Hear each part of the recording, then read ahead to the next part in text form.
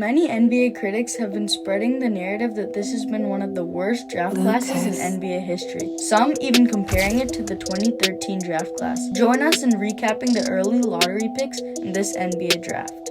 Number 1, the Hawks. Typically in an NBA draft, there is usually one individual that stands out from the rest. Unfortunately for the Hawks, there were two Frenchmen that stood out, Zachary Richeste and Alex Starr.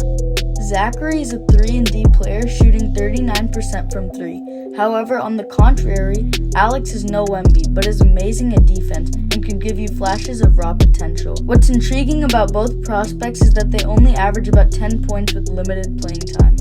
With the Hawks desperately looking for a player with that wing skill set, they selected a perfect fit in Zachary Richeste. Number 2, the Wizards. After the Wizards lost Porzingis and Daniel Gafford, they started to keep their eyes peeled for a tall center. And when the clock rolled around, they had already thought it through and pulled the trigger to get Alex Zar.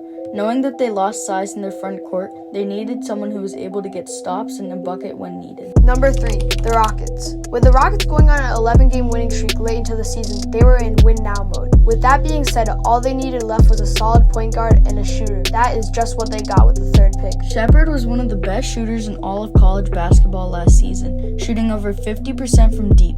He's also a great decision maker, which leads to assists and open looks for teammates. Number 4, the Spurs.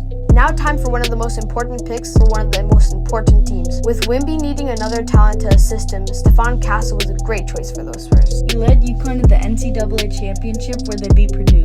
One of the most important aspects of his game is that he can knock down open shots consistently. He has also developed the Spurs mentality of a winning mindset. Furthermore, Castle demonstrates strong qualities that will benefit the Spurs this season. Number 5, the Pistons. With having the worst record in the league and not getting the first pick, the Pistons had to think strategically for this pick. After letting go of Killian Hayes, they were looking for a small forward, and one of the best examples was in the G League Ignite. Although Ron Holland went a little early in the draft, his 6'7" frame and outstanding defensive skills was a perfect fit for Detroit. Reporters were even saying that Holland can develop into an elite 3-level scorer and defensive player early in his career.